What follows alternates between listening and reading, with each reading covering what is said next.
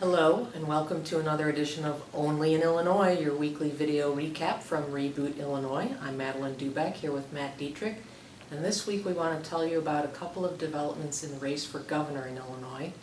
In one case, Crain's Chicago business columnist Greg Hines reported about an instance of, he's raising the question about whether there's an instance of pay-to-play on the part of Bruce Rauner. Bruce Rauner used to be affiliated with a private equities firm.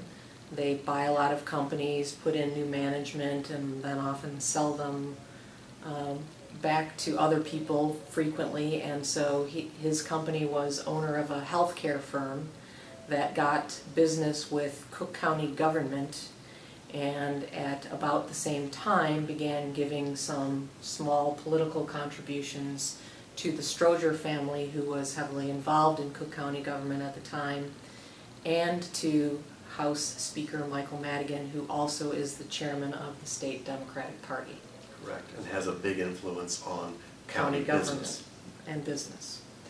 So the question is Bruce Rauner, who wants to shake up government and reform government, really playing one of the games that has been played so well and so long historically in Illinois. And Hines points out that this is not the first time this question has come up in the case of Bruce Rauner. There's some contributions to the former governor of Pennsylvania, and the former governor Ed Rendell has said that he put in a good word for Rauner's firm to get some pension business afterward. There's been questions about calls made to Arnie Duncan to help get Rauner's daughter into Peyton Prep, a selective enrollment school in Chicago.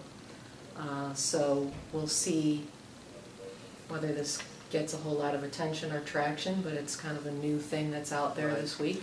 And it really undercuts Bruce Rauner's whole stance as being the outsider in this race. He's positioned himself very strongly as someone who is an outsider coming into the political system. These types of stories or allegations indicate that he has not only worked the system but has benefited from it. Right, and we're talking, if it's a small amount of money in the scheme of things in Illinois politics and government. I think around $10,000 or so. So we'll see what happens with that. At the same time, the Democratic candidate for governor and our current governor, Pat Quinn, is facing some not helpful news in his race for governor, again involving the neighborhood recovery anti-violence program we've talked a lot about before.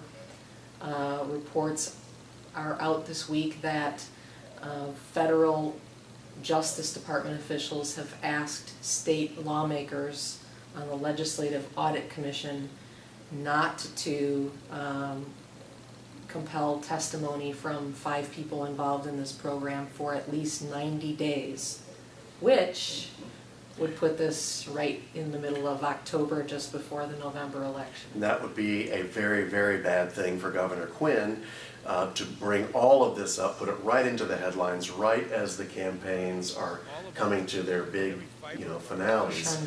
And this happens because federal investigators don't want to give conflicting statements going on back and forth. They want to keep a consistent case. Right, and so Republican Senator Jason Barrickman, who is one of the 2 main guys on the Legislative Audit Commission, has said, they'll consider that request and they may actually talk about it as a panel next week.